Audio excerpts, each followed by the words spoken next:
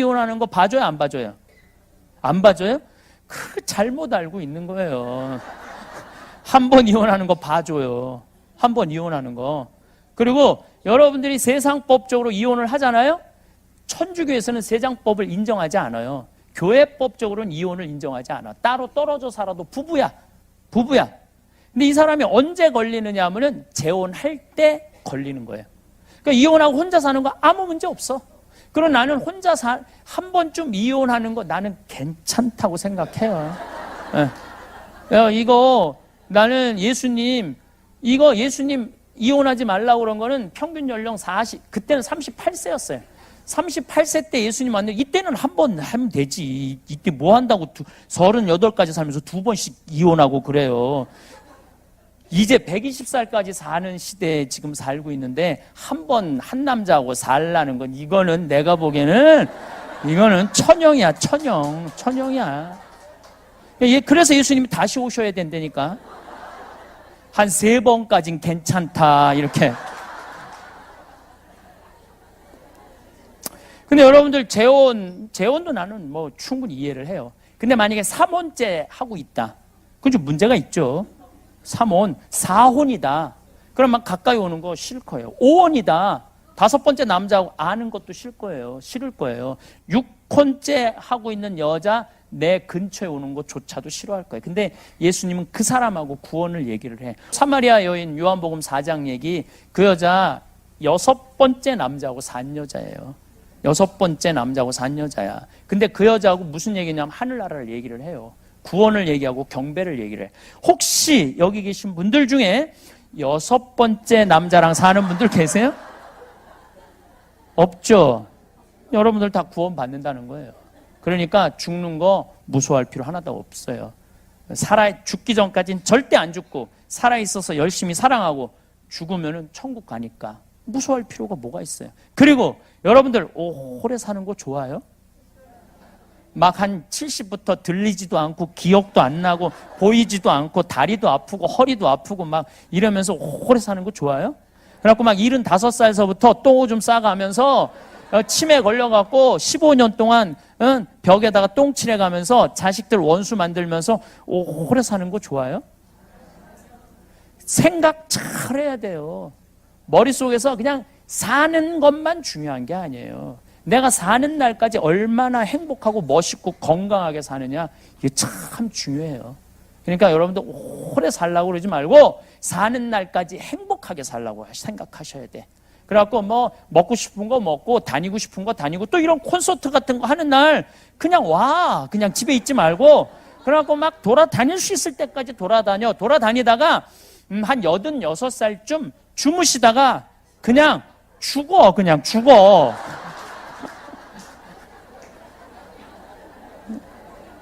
그냥 그때 죽으면 누가 뭐라고 그래요? 네. 무서워할 것도 하나도 없고 마음대로 안 된다고 그러셨는데 어제 우리 생태마을에 91살, 우리 생태마을에 지금 나이 제일 많은 분이 오신 분이 102살이 왔었어요. 102살이 오셨는데 그분들 열심히 걸어 다니더라고요. 움직이더라고요. 그분들은 돌아가실 때 어떻게 돌아가셔요? 움직일 수 있을 때까지 움직이시는 분들은 돌아가실 때 어떻게 돌아가시느냐 하면 지쳐서 죽는다니까. 지쳐서 죽어야 돼. 지쳐서.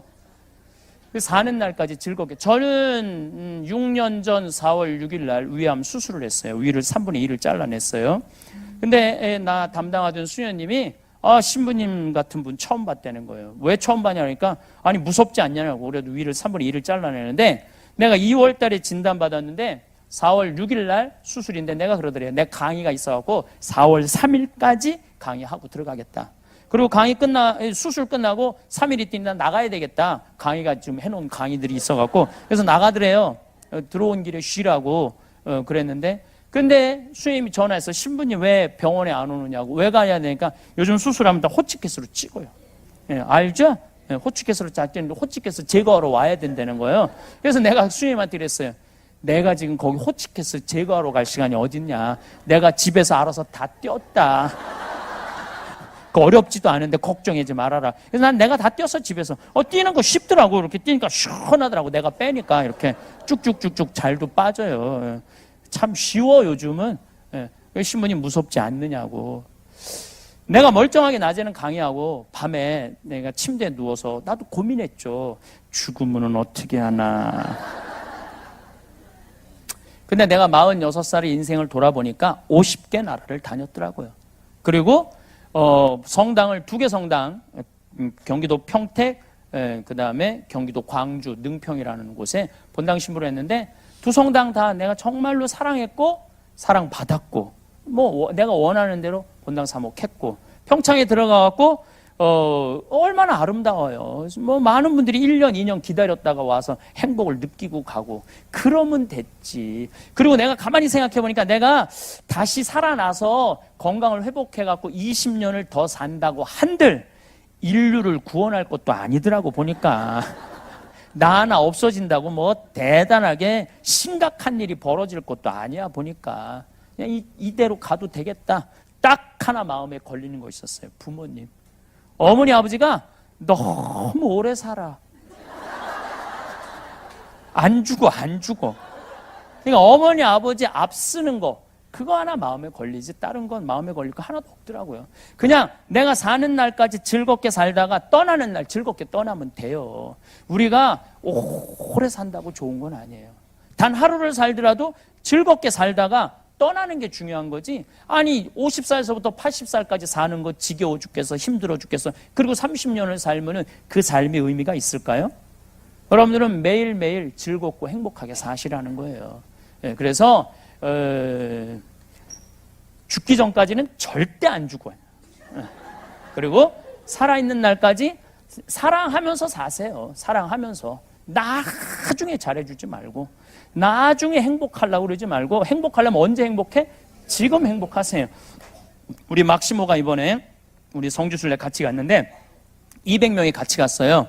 200명이 같이 갔는데 영성체후 때 막시모 또 루시아라고 이렇게 노래 잘하는 사람들이 그 예수님 거룩한 변모 성당, 예수님 탄생 성당, 산상 설교 성당, 그리고 우리 신부님들 6명이 가갖고 노래로 미사하고, 그 현장에서 예수님의 사건의 현장에서 그 했을 때 그 200명이 너무너무 행복해 하더라고요. 저는 그 200명이 너무너무 예수님의 길을 따라가면서 행복해하는 모습을 보면서 나는 이 정도면 됐다. 교우들이 행복하면 됐다. 나도 물론 신부로서 이번 성주순례 특별한 은혜를 많이 받았죠. 그러니까 뭐 나중에 이거 다 소용없어. 가려면 언제가? 지금 가야 돼. 지금. 행복하려면 언제 행복해? 지금 행복해. 맛있는 거 사 먹으려고 해도 나중에 사 먹지 말고 언제 사 먹어? 지금 사 먹으면 돼요. 그래서 잘 죽는 사람은 어떤 사람이 잘 죽느냐? 잘 사는 사람. 그래서 삶 껴안기라고 제가 책을 낸 게 삶 껴안기를 먼저 냈어요.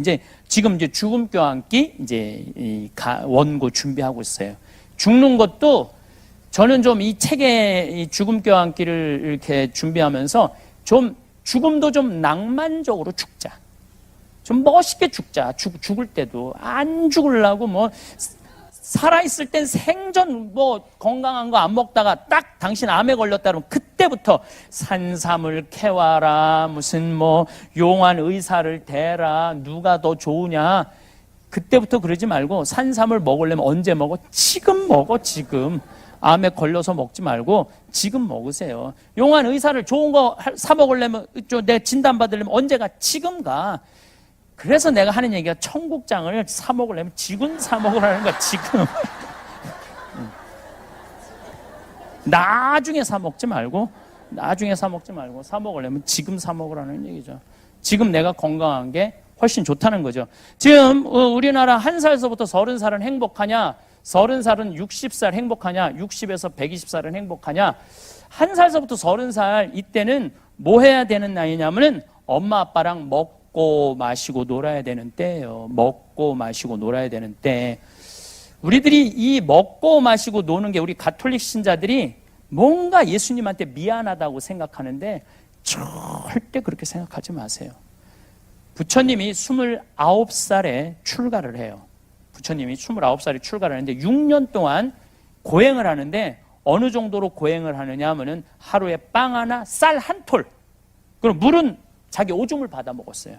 그래갖고 이 부처님이 뭐라고 그러냐면 자기가 이 등에 구슬 꿰인 것처럼 이 등뼈, 디스크가 이 구슬 깬 것처럼 있고 앞에서는 뭐가 보였느냐면 이 배가 보이는 게 아니라 뱃속에 이 갈비가 다 들여다 보였다고 그랬어요. 6년 동안. 근데 너무너무 힘들더래요. 이거를 막 하고 그랬대. 아무것도 안 먹고. 너무너무 힘들더래. 그래갖고 이제 도저히 이제 지쳐갖고 쓰러져 있는데 그 옆에 무슨 뭐 소 10,000마리 갖고 있고 소 1마리 갖고 있는 여인이 지나가다가 우유죽을 주더래요. 근데 그 우유죽을 탁 먹는데 너무너무 행복하더래. 그리고 어떻게 하느냐면 해먹이라고 나무하고 나무 사이에 그 있죠? 그물 거기에 누워서 바람이 싹 부는데 그때 깨달음이 오더래요. 그래갖고 이제 6명이 같이 수행을 했는데 나는 더 이상 이제 고행을 하지 않는다. 나는 내가 인생을 살아보니까 먹고 마시고 노는 거 안에 삶의 진리가 들어있더라. 여러분 우리가 착각하고 있어요. 보리수 밑에서 그 안 먹고 안 마셔서 부처님이 깨달은 게 아니에요. 부처님 언제 깨달았냐면 먹고 마시고 놀면서부터 깨달았다고 그래요. 그래서 그러면서 어떤 그런 얘기를 해요. 여인들이 와서 연주를 지나가면서 하는데 그 쥐자 하는 여인이 그러더래. 현을 너무 꽉 조이지 말아라. 끊어진다. 너무 풀르지 말아라. 음이 안 나온다. 적당히 해야지 아름다운 음도. 우리 인생도 똑같아요. 고행한다고 이쪽으로만 그냥 고행만. 여기도 아마 그런 분들 몇 있을 수 있어. 조금 보여 몇 명이. 우리 예수님 십자가에 매달린 거 생각하고 그냥 밥도 안 먹고 맨날 단식 기도하고 막 이러는 사람들이 있어요. 내가 좀 호강하면 이거 예수님한테 미안하다고 그러고 그런 분들은 끊어질 수 있어요. 또 너무 늘어지는 사람은 아무 음도 안 나올 수 있어. 그래서 부처님이 항상 하는 얘기가 적당히 먹고 적당히 마시고 적당히 놀아야지 인생에 풍요가 있다는 거, 깨달음이 있다는 거예요. 그래서 우리 지금 이 1살서부터 30살은 뭐 해야 되는 나이냐면 먹고 마시고 놀아야 되는 때예요. 누구랑? 엄마 아빠랑. 먹는데 정나는 거예요. 그리고 노는데 사랑이 피는 거예요. 근데 좀 먹고 마시고 놀으려고 그랬더니 이놈의 새끼야, 너 지금 먹고 마시고 놀 시간이 어딨어. 그래갖고 학원 내 초등학교 1학년 2학년 애들이 무슨 죄를 졌다고 학원 5개 6개 보내고 그리고 막 중고등학교 때 자율학습 뭐 보충 수업 방학 때 놀지도 못하고 요즘 애들이. 그래서 며칠 전부터 SBS인가 뭐 YTN인가 계속 그 얘기예요. 밥상머리 교육이 중요하다. 같이 먹어야 된다. 근데 우린 같이 안 먹잖아요. 내가 영어학원 다니는데 영어학원 다닐 때 보면 애들이 어떻게 해요? 가방 초등학교 애들이 2개, 뒤에 하나, 가슴에 하나. 그 요즘은 또 패션 있는 애들은 여행용 가방을 끌고 다녀요. 여행용 가방을. 초등학교 1학년 애들이 여행용 가방 끌고 다녀요. 신기하더라고. 그러니 걔네들이 엄마 아빠랑 먹고 마시고 놀 시간이 어딨어. 가장 요즘 가슴 아픈 상담이 뭐냐면 초등학교 4학년 때 자기 자식을 캐나다, 미국, 호주 혈혈단신 유학을 보내는 거예요. 그럼 여러분들 걔네들이 유학 가면은요 제일 먼저 부닥치는 게 뭐냐면은요 인종차별이에요. 얼마나 수치스러운 인종차별을 겪는지 몰라요. 근데 부모들은 그걸 몰라. 실질적인 인종차별을 겪는 걸 몰라. 그리고 언어 장벽이에요. 뭐 가면 된다고 그러지만 그 1년, 2년 동안 애들이 겪는 마음고생 얼마나 대단해요. 그리고 중학교 올라가면은 그 사회 속에, 백인 사회 속에 들어가는 게 아니야. 그냥 한국에서 어쩔 수 없이 그 미국으로 쫓겨난 애들끼리 모여서 자기네들끼리 노는 시작하는 거. 노래방 다니고 술 먹고 담배 피고 그 중에 한 놈이 가는 놈이 있으면 이거 해보자. 이게 그때는 군중 심리가 있어서 한 놈이 하면 다 하게 돼 있어요. 다. 그래갖고 대학교 졸업도 못하는 애들이 태반이라고 생각하면 돼요.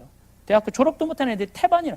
10명 중에 9명은 실패한다고 보면 돼요. 제가 캐나다 토론토 대학에 세미나 갔을 때도 토론토 대학은 한국 사람, 캐나다 사람 상관없어. 대개 1학년 때 반을 다 잘라내요. 대학 반 다 잘라내요. 4학년까지 졸업하는 경우는 30%, 20%밖에 안 돼. 그 우리나라 애들이 갖고 얼마나 성공할 것 같아요? 얘네들은 어떤 애들이냐면 가지도 오지도 못하는 애들이에요. 미국에 들어가지도 못하고 한국에 돌아오지도 못하는 애들이에요. 근데 더 슬픈 건 뭐냐면 엄마하고 10년 동안 아빠하고 한 5년 동안 떨어져 살기 때문에 어떤 일이 벌어지느냐 하면은 정신병, 외로움병에 걸려 있는 거예요. 먹고 마시고 놀지 않은 애. 제가 얼마 전에 어떤 아이, 얘는 미국에 그냥 있는 거야. 엄마가 가고 매일 취직도 안 되고 집에서 엄마랑 같이 있는 거야. 얼마나 매일 보면 승질 나요, 안 나요? 취직도 안 한 애가. 그냥 엄마가 잔소리하니까 엄마를 때리는 거야. 24, 5살짜리가 엄마 때리면 엄마 허리도 아프대는데. 걔는 뭐 세례 받은 애도 아니야. 그 누나가 나한테 와서 상담을 한 거예요. 어떻게 하면 좋으냐고. 정신 나간 집들이죠. 그리고 얼마 전에는 어떤 우리나라에서 명문대학 집어넣는다고 그 과외 선생한테 계속 협박당하고 19억을 뺏긴 사람이 있어요. 기억나시죠?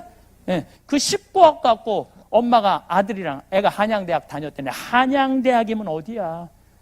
우리 조카 애들은 저 지방대학 다 다니고 있는데 한양대학이면 어디야? 19억을 가지고 그저 엄마 아들하고 먹고 마시고 놀았다면 걔는 이 세상에서 제일 행복한 애 됐을 거예요. 근데 우리 지금 애들은요, 부모하고 먹고 마시고 놀지 않아. 그냥 대부분이 정신병에 들은 거예요. 지금 걔네들이 앞으로 벌일 세상은 상상을 초월할 세상이에요. 지금 벌어지는 일은 일도 아니라고 생각하시면 돼요. 지금 부모님하고 먹고 마시고 놀지 못한 애들이 앞으로는 사회에 상상도 못할 일들이 벌어져요. 제가 본당 신부할 때 70 먹은 할머니가 있었어요. 중풍에 걸렸는데 평택에 있을 때 봉송체를 갔는데 할머니가 항상 하는 소리가 신부님 한 달에 한 번 나 찾아오는 건 신부님밖에 없다는 거예요. 너무너무 고맙다는 거예요. 아들이 하나 있는데 10년째 한 번도 안 찾아왔다는 거예요. 네 할머니가 돌아가셨어요. 그래갖고 내가 초상집에 갔는데 그 영정사진 앞에서 홍곡을 하고 동네가 떠나가라 우는 자식이 하나 있더라고. 10년 동안 안 찾아온 자식이에요. 근데 이렇게 말하면서 울더라고요. 왜 어머니 벌써 죽느냐고. 조금만 더 살았으면 내가 효도했을 텐데 돈 벌어다가. 근데 저는 그 자식을 보고 이런 생각이 들었어요. 너는 엄마가 80까지 살아도 똑같이 말할 자식이야. 80이 돼도 왜 벌써 죽느냐고. 조금만 더 살았으면 내가 효도했을 텐데 라고 말할 자식이라는 생각이 들더라고요. 혹시 여러분들 자식들 중에 내 자식이 요즘 돈 버느냐고 바빠갖고 어버이날도 안 찾아오고 뭐 생일날도 안 찾아오고 어머니 내가 나중에 돈 벌면 꼭 효도할게요 라고 말하는 자식이 있다면 그 자식이 나중에 돈 벌어서 효도할 거라고 기대하고 있다면 어린 밤 푸너치도 없는 기대를 하고 있는 거예요. 지금 효도하지 않는 자식은 나중에도 효도하지 않아요. 저는 우리 집에 천사 같은 누나가 있어요. 올해 환갑이에요. 천사 같은 누나죠. 제가 평생 한 번도 싸운 적이 없어요. 우리 첫째 형, 둘째 형도 다 마찬가지. 누나가 제일인데 누나가 올해 환갑이에요. 환갑. 근데 내가 신학교 들어갔을 때 어머니 아버지는 성당에 안 다니셨어요. 그리고 내가 방학 때 여름 방학 때 이렇게 가방을 메고 이제 기숙사 이제 끝나고 여름 방학에 집에 오면은 어머니가 딱 문 열고 들어가면은 너 같은 자식 둔 적 없다고 나가라고 어딜 집에 들어오느냐고 집에서 쫓아내셨어요. 그러면 내가 뭐 나이가 어려? 그걸 못 나가? 들고 나가는 거예요. 나가서 어디로 가느냐? 누나네 집으로 가는 거예요. 누나는 그때 3살, 5살짜리 조카가 있었거든요. 근데 나를 정말로 100년 손님 맞이하듯이 맞이해줬어요. 그리고 용돈도 참 많이 줬어요. 난 집에서 쫓겨나고도 저녁에 친구들, 신학생들하고 술 먹고도 버스를 타고 다닌 적이 없어요. 택시 타고 집에 들어갔지. 누나네 집에. 그렇게 천사 같은 누나 그리고 세월이 지나서 30년의 세월이 훌쩍 지난 거예요. 누나는 이제 환갑이 됐고 난 이제 50이 이제 된 거죠. 근데 이 천사 같은 누나한테 말만 천사 같은 누나라고 그랬지 잘해준 적이 없어 내가 보니까. 그래서 이번 3월 달에 우리 천사 같은 누나한테 통장에 1,000만 원을 내가 넣어줬어요. 1,000만 원을. 많은 분들이 이렇게 박수를 치는데 그런데 가만히 생각해 보니까 우리 천사 같은 누나는 내 영명 축일 때 예물로 50만 원, 100만 원씩 25년을 갖고 왔어요. 그러니까 나는 아직 반도 못 갚은 거야. 반도 못 갚은 거예요. 되게 여러분들 중에 남편들 중에 술 좋아하는 남편들이 있을 거예요. 그렇죠? 네, 그러다가 죽었어. 그러면은 거기서 이렇게 통곡을 하고 우는 자매들 많이 봤어요. 이렇게 죽을 줄 알았으면 그 좋아하는 술이라도 한번 마음껏 먹게 할 걸. 이렇게 통곡하는 아줌마들이 있어요. 여러분들 그러시지 마세요. 죽고 나서 후회하지 마세요. 그러니까 홍어 삭힌 거 전화하면 택배로 다 보내줘요. 돼지고기 목 삼겹살 사갖고 묵은지 이렇게 해갖고 여보 오늘 저녁에 집에 들어와. 바깥에서 먹지 말고. 그래갖고 소주 한 5병 사고 드립다 먹이세요.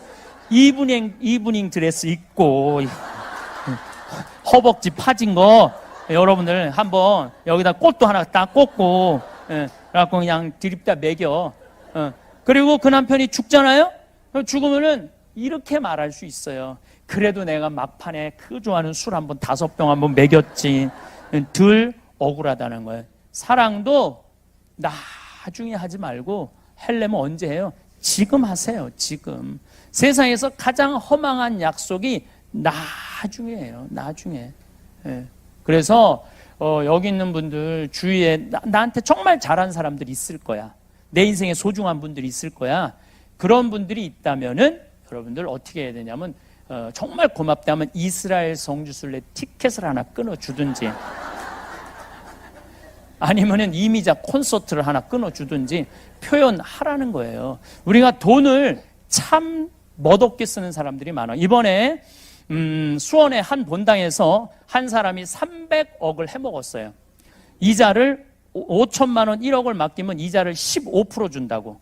15% 준다고. 그래서 이 사람들이 한 성당에서 맡긴 거야. 이 사람 전래 분과장이라는데 맡긴 거예요.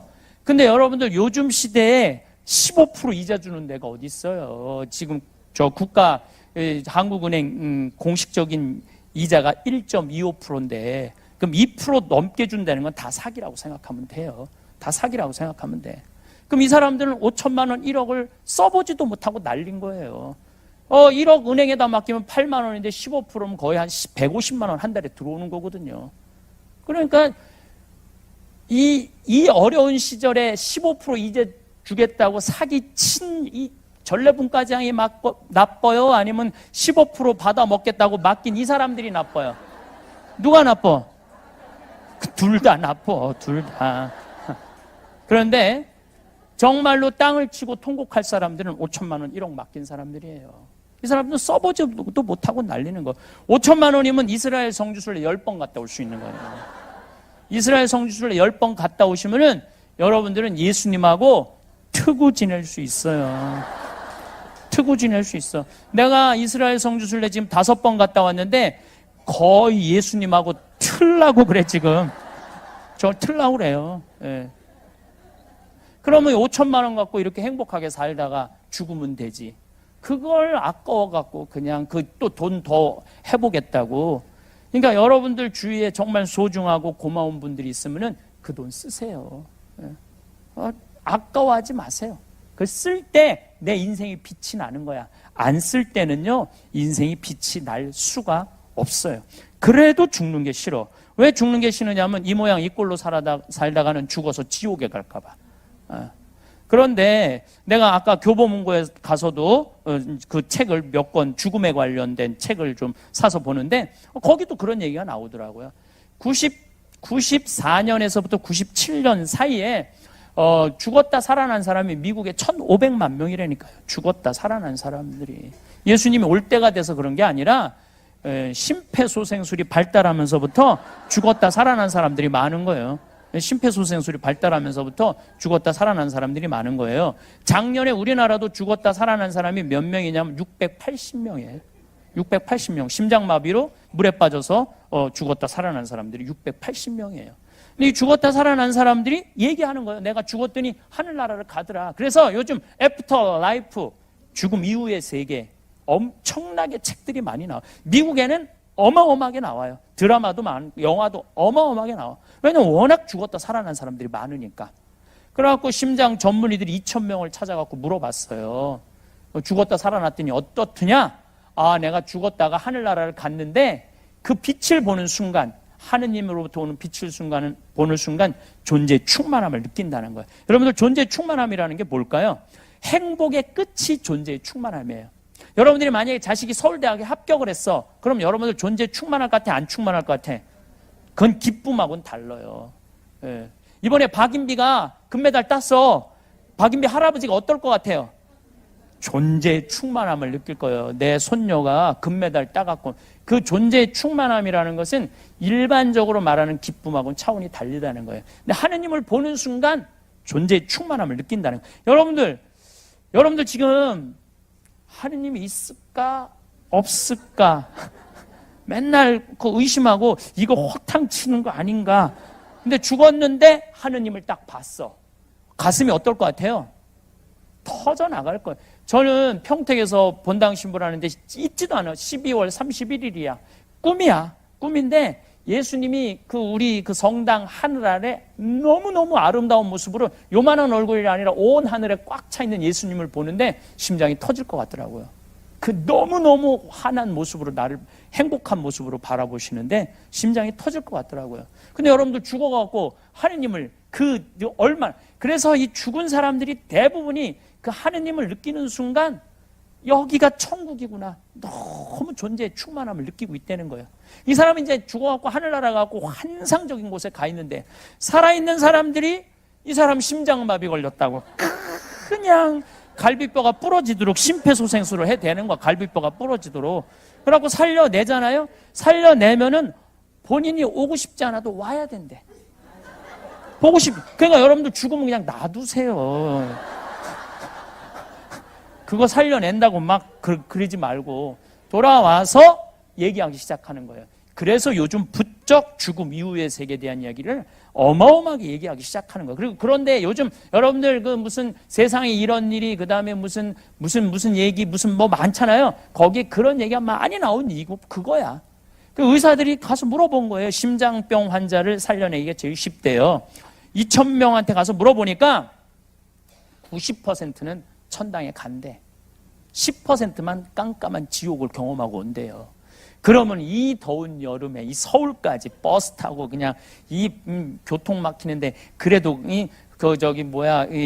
나 강의 듣겠다고 여기 오신 여러분들은 지옥에 가고 싶어도 못 가요. 여러분들 다 천당 가. 네. 그러니까 웬만하면 다 가. 웬만하면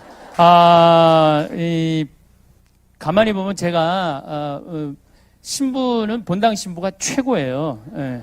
왜 본당 신부가 최고냐면은 뭐든지 본당 신부는 좀 편안하게 이 사람을 모으는 것도 편안하고 뭐 진행하는 것도 편안해요. 근데 나같이 이렇게 특수한 직에 있는 신부들은 제일 힘든 게 뭐냐면 사람 동원이에요. 사람 동원이 제일 힘든데 우리 되살림 회원이 10,000명 정도 되는데 아마 내 기억으로는 여러분들이 아마 2,000번 안에 있는 분들이에요. 왜냐하면 한 번에 10,000명을 하면은 그걸 다 감당을 못하니까 이렇게 번호대로 이렇게 나눠 갖고 이렇게 했는데 2,000번인가 2,500번에 다 찼다고 그러더라고요. 그래서 나머지 지금 7,000명은 아예 전화도 못 받은 분들이 나머지 7,000명들은 전화도 못 받은 분들이죠. 그래서 나는 사실은 본당 교우가 한 10,000명 정도 있는 본당 신부 같은 그런 기분이 들고 이렇게 더운 여름에 여기까지 이렇게 와주신 여러분들한테 너무너무 감사하게 생각을 합니다. 또 이렇게 시간 내서 여러분들 미리 좀 노래해준 우리 막시모한테도 감사하게 생각을 합니다.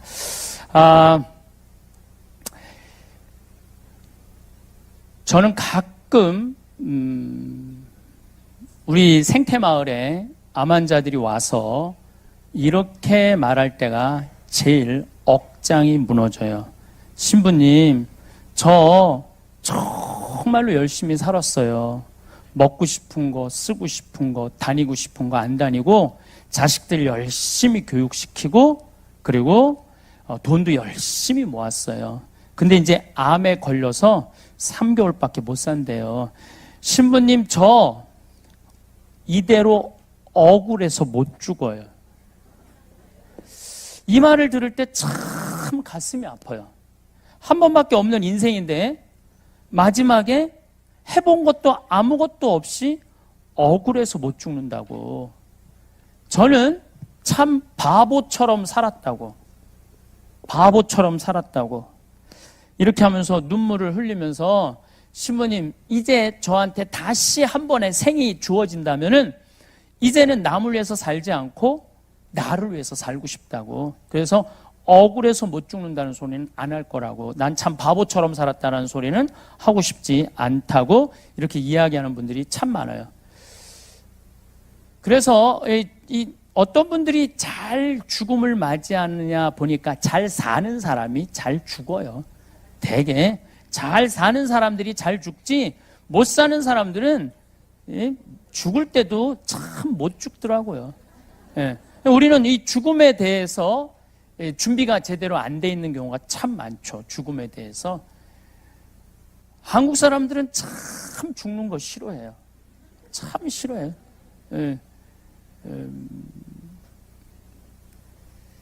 미국이나 뭐 유럽이나 남미, 이번에 제가 리우에도 강의하러 갔었는데 거기 가보면은 공동묘지가 항상 동네 한가운데 있어요. 제가 필라델피아라는 곳에 강의를 갔는데 동네 한가운데 공동묘지가 있어요. 하루에 몇 번을 보느냐 하면은 한 10번을 공동묘지를 봐요. 나만 보는 게 아니라 필라델피아 사람들은 다 공동묘지를 봐요. 왜냐하면 동네 그 도시 한가운데 크게 자리 잡으니까 이쪽에서 저쪽으로 가도 공동묘지, 저쪽이 다 하루에 10몇 번을 봐요. 근데 한국 사람들은 일단 죽으면은 다시는 보고 싶지 않은 거야. 아주 깊숙한 산 속에 갖다 묻어버려요. 그냥 그걸로 끝내는 거야. 만약에 우리 동네 공동묘지가 들어온다, 이건 뭐 난리도 아니, 6.25는 난리도 아니라니까. 요새 사드 뭐 결사반대 하듯이 동네 한가운데 공동묘지 들어오는 일도 없지만은 만약에 어떤 정신 나간 자치단체장이 우리 동네 이 서울시 한가운데 종로에 공동묘지 넣는다, 정말로 정말 그 시장은 자폭해야 돼요.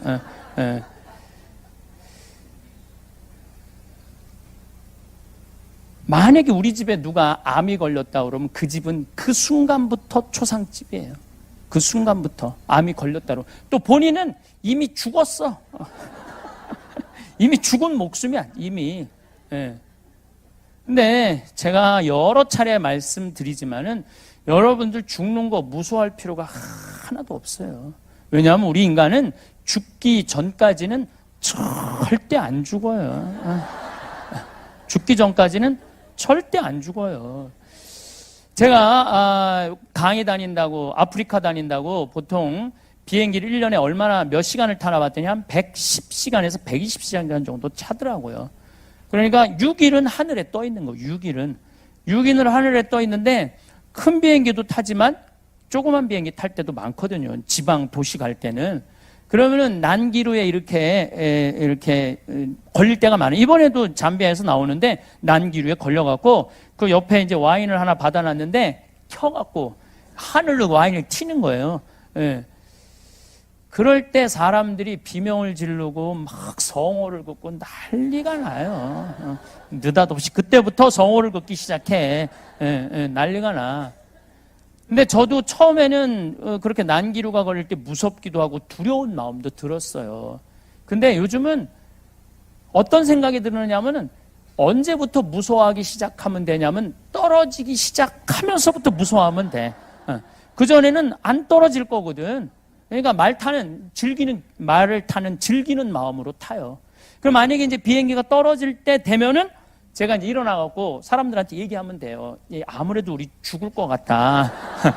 그러니까, 이제 내가 천주교 신부니까 마지막 강복 줄 테니까, 받고 가라. 우리 인간은 죽기 전까지는 절대 안 죽어요. 그래서 죽음에 대해서 두려워할 필요가 하나도 없는 것 같아요. 그래도 죽는 게 싫어. 왜 죽는 게 싫으냐면은 사랑하는 사람과 이별 때문에 그래요. 더 이상 죽으면 사랑하는 남편, 자식, 부모, 아내 못 보잖아요. 근데 난 그것도 참 안타까워. 왜 안타까우냐면 살아있을 때는 개, 닭 쳐다보다가 꼭 죽고 나면은 그 앞에 영정사진 앞에서 통곡을 하고 우는 거예요. 왜 벌써 죽느냐고. 조금만 더 살았으면 내가 잘해줬을 텐데. 살아있을 때는 사랑하지 않다가 꼭 죽고 나면 애절하거든요. 어느 날 문득 거울 앞에 서서 자신을 바라보며 이런 생각이 드실 겁니다. 나는 지금 진정 행복한가? 젊은 시절엔 바쁘게 살아가느라 잊혀 생각할 겨를이 없던 질문이지요. 그런데 이제 조금씩 여유가 생기고 나니 행복이란 것이 무엇인지 곰곰이 돌아보게 됩니다. 많은 분들이 자녀들이 잘 되는 것을 보며 행복을 느끼곤 합니다. 그런 마음은 너무나 자연스럽고 아름다운 부모의 정입니다. 하지만 가끔 이런 고민이 드시지 않나요? 내 행복이 온통 아이들에게만 달려있는 건 아닐까? 자녀가 힘들어하면 덩달아 마음이 무거워지고, 자녀가 멀리 있으면 공허함을 느끼고, 자녀가 바빠서 연락이 뜸하면 쓸쓸해집니다. 물론 가족을 사랑하는 마음은 변할 수 없습니다. 하지만 그 사랑이 의존이 되어서는 안 되겠지요. 진정한 사랑은 서로를 자유롭게 해주는 것이니까요. 자녀들도 각자의 인생을 살아가야 하고, 우리도 우리만의 삶을 꾸려가야 합니다. 그래야 만날 때마다 더욱 반갑고 서로에게 힘이 되는 관계를 유지할 수 있습니다. 그렇다면 자녀에게 기대지 않고 스스로 행복을 찾는다는 것은 무엇을 의미할까요? 이는 결코 차갑고 독립적인 삶을 살라는 뜻이 아닙니다. 오히려 더욱 따뜻하고 풍성한 삶을 살라는 의미입니다. 내 마음속 깊은 곳에서 우러나는 기쁨을 발견하고, 그 기쁨을 바탕으로 다른 사람들과 건강한 관계를 맺으라는 뜻이지요. 어린 시절을 떠올려 보세요. 그때는 작은 것에도 큰 기쁨을 느꼈습니다. 개나리가 피는 것을 보고 설레고, 비 오는 날 창가에 앉아 빗소리를 들으며 평화로움을 느꼈습니다. 친구와 함께 웃고 떠들며 시간 가는 줄 몰랐고, 좋아하는 책을 읽으며 몰입하는 즐거움을 알았습니다. 그런 순수한 기쁨은 어디로 갔을까요? 사실 어디 가지 않았습니다. 다만 우리가 바쁘게 살다 보니 잊고 있었을 뿐입니다.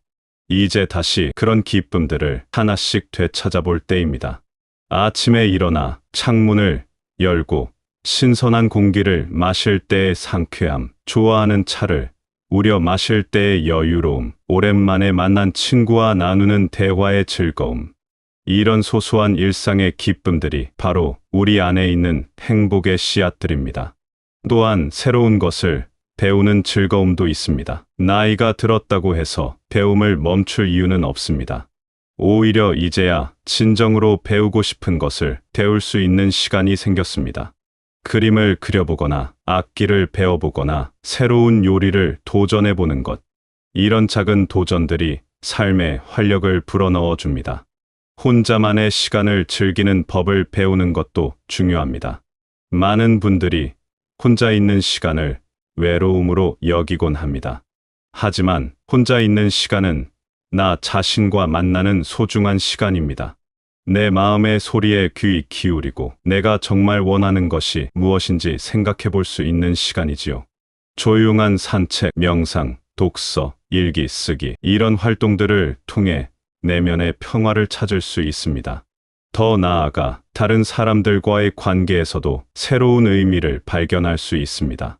자녀에게만 의존하지 않고 동년배 친구들과의 우정을 깊게 하거나 새로운 사람들과 만남을 가져보는 것입니다. 같은 취미를 가진 사람들과 모임을 만들거나 봉사활동을 통해 뜻있는 사람들과 인연을 맺는 것도 좋습니다. 자신만의 작은 목표를 세우는 것도 의미가 있습니다. 큰 꿈이 아니어도 됩니다. 매일 산책하기, 한 달에 책 2권 읽기, 계절마다 여행지 한 곳씩 가보기 같은 소소한 목표들 말입니다. 이런 목표들을 하나씩 이뤄나가는 과정에서 성취감과 만족감을 얻을 수 있습니다. 무엇보다 중요한 것은 지금 이 순간을 소중히 여기는 마음입니다.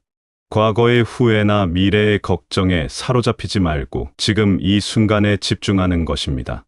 지금 마시고 있는 차의 향기, 지금 보고 있는 꽃의 아름다움, 지금 느끼고 있는 바람의 시원함, 이런 현재의 순간들이 모여서 행복한 삶을 만들어갑니다.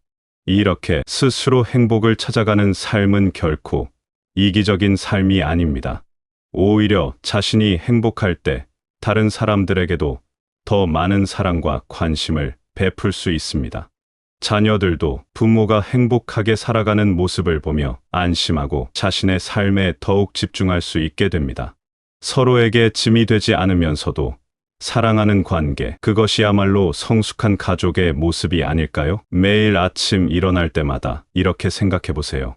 오늘 하루 나는 무엇으로 행복을 느낄까? 거창한 것이 아니어도 됩니다. 따뜻한 햇살, 맛있는 식사, 좋은 사람과의 대화, 마음을 울리는 음악. 이런 작은 행복들을 하나씩 발견하고 누리는 것. 그것이 바로 자립적인 행복을 찾는 첫걸음입니다. 건강이라는 것을 생각해보면 참 신기합니다. 젊을 때는 건강을 공기처럼 당연하게 여겼는데 이제 와서 보니 그보다 소중한 것이 없다는 걸 깨닫게 됩니다. 하지만 건강하게 산다는 것이 단순히 병에 걸리지 않는 것만을 의미하는 것은 아닙니다. 진정한 건강은 몸과 마음이 모두 편안하고 활기찬 상태를 말하는 것이지요.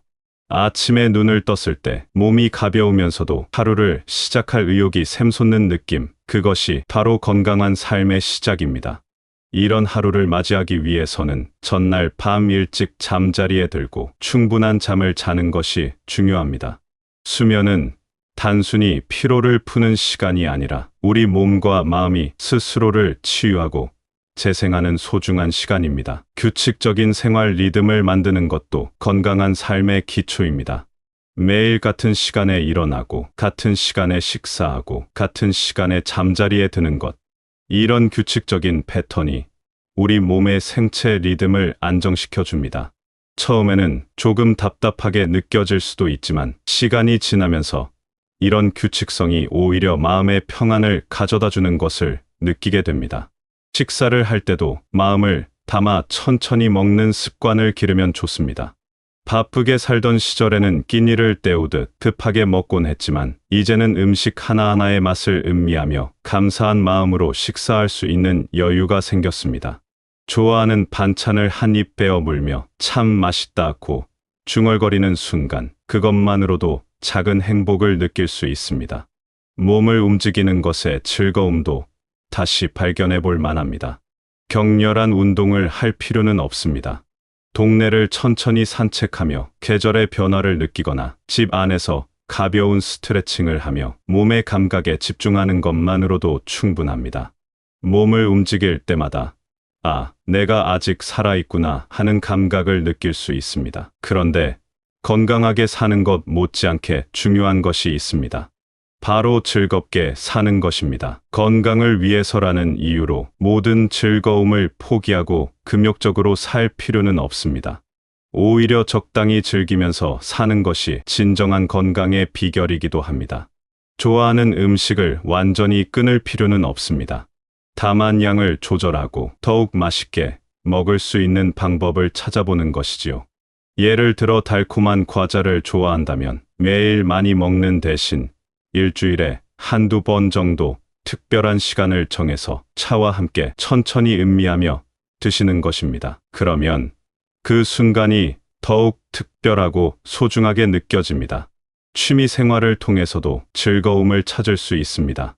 젊은 시절에 하고 싶었지만 시간이 없어서 못했던 일들을 이제 시작해 볼 수 있습니다. 그림 그리기, 노래 부르기, 춤추기, 요리하기, 정원 가꾸기, 이런 활동들은 단순히 시간을 보내는 것이 아니라 삶의 생기를 불어넣어 주는 소중한 일들입니다. 무엇보다 웃음을 잃지 않는 것이 중요합니다. 하루에 한 번씩은 크게 웃을 일을 만들어 보세요. 재미있는 책을 읽거나 유쾌한 사람들과 시간을 보내거나 어린 시절에 즐거웠던 추억을 떠올려 보는 것입니다. 웃음은 세상에서 가장 좋은 약이라고 하지 않습니까? 웃을 때마다 우리 몸과 마음이 한층 더 건강해집니다. 그리고 때로는 완전히 새로운 것에 도전해보는 것도 좋습니다. 나이가 들었다고 해서 새로운 경험을 피할 이유는 없습니다. 가보지 않았던 곳으로 여행을 떠나거나 배워보지 않았던 것을 시작해보거나 만나보지 않았던 사람들과 인연을 맺어보는 것입니다. 이런 새로운 경험들이 삶에 활력을 불어넣어 줍니다. 하지만 가장 중요한 것은 자신만의 속도로 살아가는 것입니다. 다른 사람과 비교하거나 남의 기준에 맞추려고 애쓸 필요가 없습니다. 내가 편안하고 즐거운 방식으로 내 몸과 마음이 원하는 리듬에 맞춰 살아가면 됩니다. 어떤 날은 활기차게 많은 일을 하고 어떤 날은 조용히 휴식을 취하는 것. 그런 자연스러운 리듬이야말로 건강하고 즐거운 삶의 비결입니다. 삶의 마지막 순간까지 즐겁게 산다는 것은 죽음을 두려워하지 않고 매 순간을 소중히 여긴다는 뜻입니다. 오늘이 마지막 날이라면 무엇을 하고 싶은지 생각해 보세요. 그런 일들을 하나씩 실천해 나가는 것이 바로 삶을 즐겁게 사는 방법입니다. 내일을 위해 오늘을 희생하는 것이 아니라 오늘을 충실하게 살면서 자연스럽게 내일을 맞이하는 것입니다. 사람은 혼자서는 살 수 없는 존재입니다.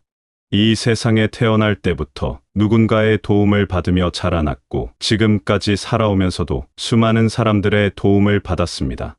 그런데 나이가 들수록 점점 받기만 하는 존재가 되는 것 같아 마음이 무거워질 때가 있습니다. 나도 누군가에게 도움이 되고 싶다는 마음이 간절해지는 것이지요. 바로 이런 마음에서 나눔이 시작됩니다. 나눔이라고 하면 거창한 것을 생각하기 쉽지만 사실 가장 작은 나눔부터 시작하면 됩니다. 엘리베이터에서 만난 이웃에게 따뜻한 미소를 보내는 것, 길에서 우연히 마주친 아이에게 다정한 인사를 건네는 것, 마트에서 무거운 짐을 든 사람을 도와주는 것. 이런 작은 행동들이 모두 나눔입니다. 어떤 분들은 내가 가진 게 별로 없는데 무엇을 나눌 수 있을까라고 걱정하십니다. 하지만 나눔은 물질만으로 하는 것이 아닙니다. 오히려 더 소중한 것들을 나눌 수 있습니다. 오랜 인생을 살아오면서 쌓은 지혜와 경험, 따뜻한 마음과 다정한 말 한마디, 진심 어린 관심과 격려. 이런 것들이야말로 돈으로도 살 수 없는 귀한 선물들입니다. 젊은 사람들이 고민에 빠져 있을 때 살아온 경험을 바탕으로 따뜻한 조언을 해주는 것. 아이들이 심심해할 때 옛날 이야기를 들려주며 함께 시간을 보내는 것. 혼자 사는 이웃이 외로워할 때 안부를 묻고 대화 상대가 되어주는 것. 이런 일들이 모두 소중한 나눔이 됩니다. 나눔을 실천하다 보면 신기한 일이 일어납니다. 베풀수록 마음이 더 풍요로워지는 것입니다. 처음에는 내가 무언가를 주었다는 생각이 들지만 시간이 지나고 보면 오히려 내가 더 많은 것을 받았다는 것을 깨닫게 됩니다.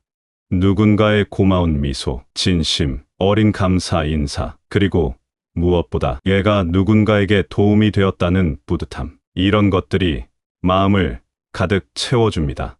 동네 복지관에서 봉사활동을 하시는 한 분의 이야기를 들은 적이 있습니다. 처음에는 시간이 남아서 시작했다고 하셨는데 이제는 그 시간이 일주일 중 가장 기다려지는 시간이 되었다고 합니다. 어르신들과 함께 식사를 준비하고 이야기를 나누고 함께 웃으며 보내는 그 시간들이 자신의 삶에 얼마나 큰 의미를 주는지 모르겠다고 하셨습니다. 나눔은 거창한 계획이 없어도 시작할 수 있습니다. 오늘 집에서 나갈 때 계단에서 만난 이웃에게 먼저 인사를 건네보세요. 마트에서 물건을 고르다가 어려워하는 사람이 있으면 도움을 제안해보세요. 길에서 길을 잃고 헤매는 사람이 있으면 친절하게 안내해주세요. 이런 작은 친절들이 모여서 우리 사회를 따뜻하게 만듭니다. 가족들과의 관계에서도 나눔을 실천할 수 있습니다. 자녀들이 바쁘게 살아가는 모습을 보며 걱정만 하지 말, 때로는 맛있는 반찬을 만들어 보내거나 따뜻한 위로의 말을 전해주는 것입니다. 손주들이 놀러 왔을 때는 온 마음을 다해 함께 시간을 보내며 소중한 추억을 만들어주는 것입니다. 그리고 감사하는 마음을 잊지 말아야 합니다. 나눔과 감사는 동전의 양면과 같습니다.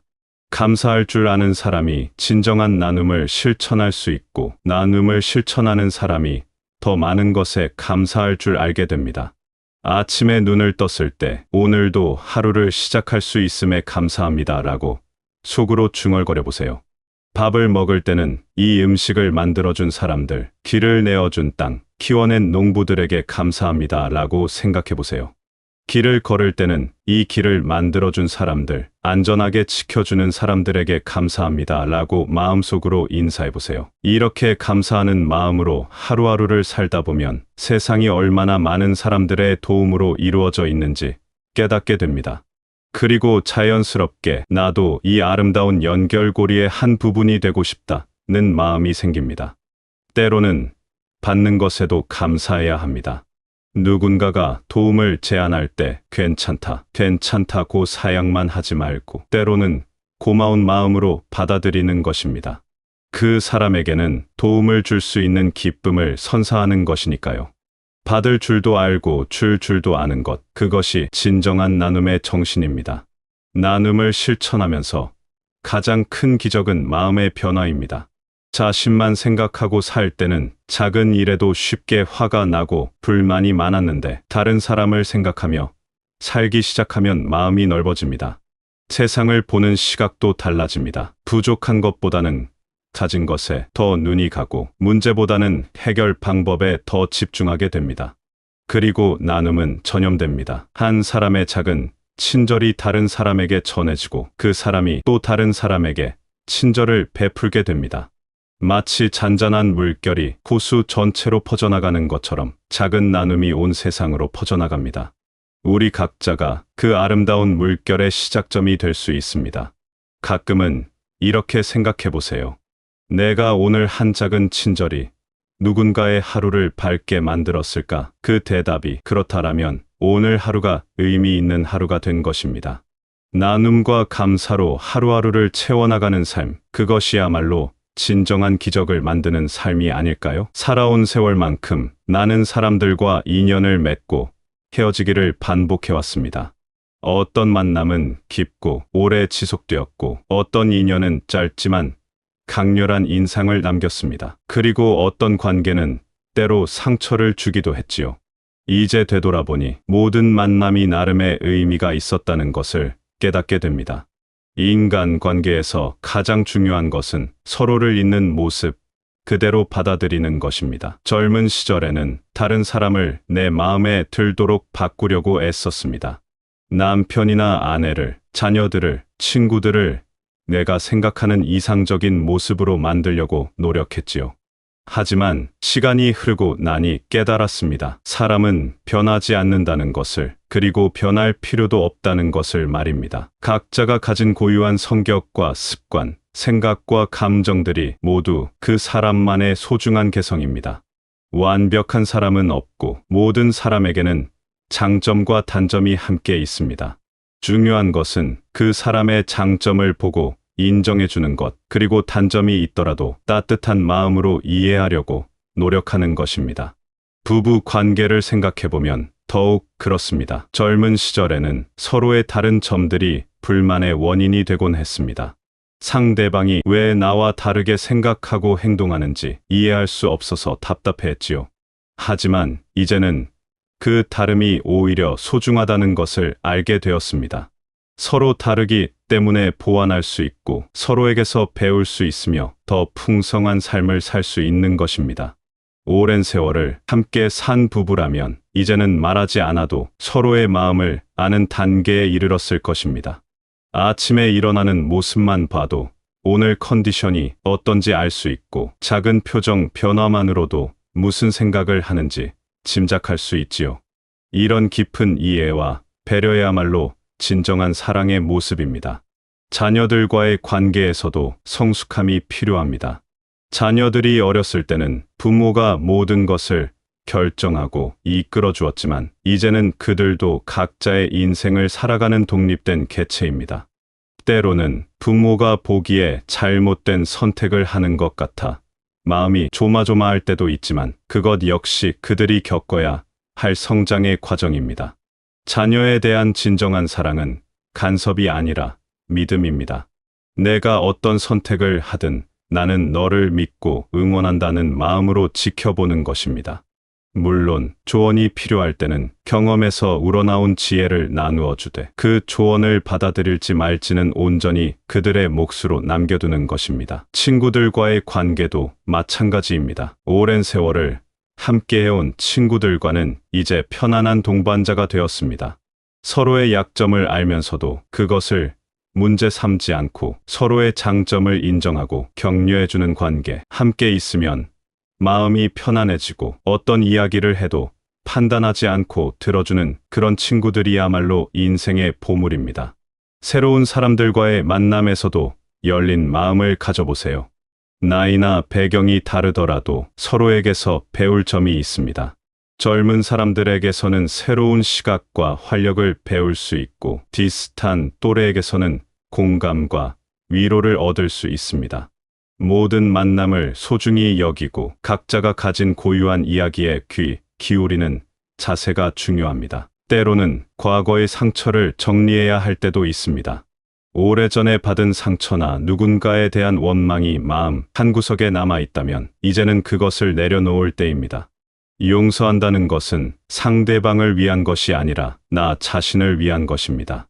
원망과 분노를 계속 품고 있는 것은 독을 마시고 상대방이 죽기를 바라는 것과 같습니다. 용서는 하루아침에 이루어지지 않습니다.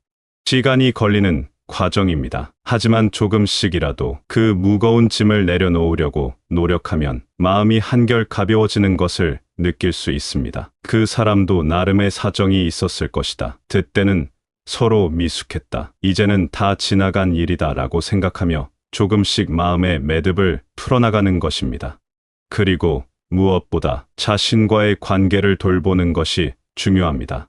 지금까지 살아오면서 수많은 선택을 했고 때로는 후회되는 일들도 있었을 것입니다. 하지만 그 모든 경험들이 지금의 나를 만들었습니다. 완벽하지 않더라도 실수가 있었더라도 최선을 다해 살아온 자신을 인정하고 격려해 주세요. 그동안 정말 수고 많았다고 자신에게 말해주세요. 앞으로도 잘 해낼 수 있을 것이다 라고 자신을 믿어주세요. 자신을 사랑하지 못하는 사람은 다른 사람도 진정으로 사랑할 수 없습니다. 자신에게 따뜻한 사람이 되어야 다른 사람에게도 따뜻함을 나누어 줄 수 있습니다.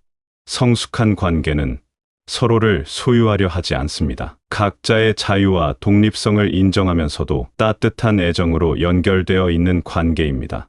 함께 있을 때는 서로의 존재에 감사하고 떨어져 있을 때는 서로의 안녕을 기원하는 마음입니다. 이런 성숙한 관계들로 둘러싸인 삶을 살다 보면 자연스럽게 우리 사회도 더욱 아름다워집니다. 서로를 존중하고 배려하는 마음이 가정에서 시작되어 동네로, 지역 사회로, 더 나아가 온 사회로 퍼져나가는 것입니다. 우리 각자가 그런 변화의 씨앗이 될 수 있습니다. 지금까지 살아오신 모든 분들께 진심으로 감사와 존경의 마음을 전합니다. 힘든 시절을 견뎌내며 가정을 지키고 사회를 일구어내고 다음 세대를 위한 터전을 마련해 주신 그 모든 노고에 깊이 감사드립니다. 여러분이 지금까지 쌓아온 지혜와 경험은 이 세상의 소중한 보물입니다.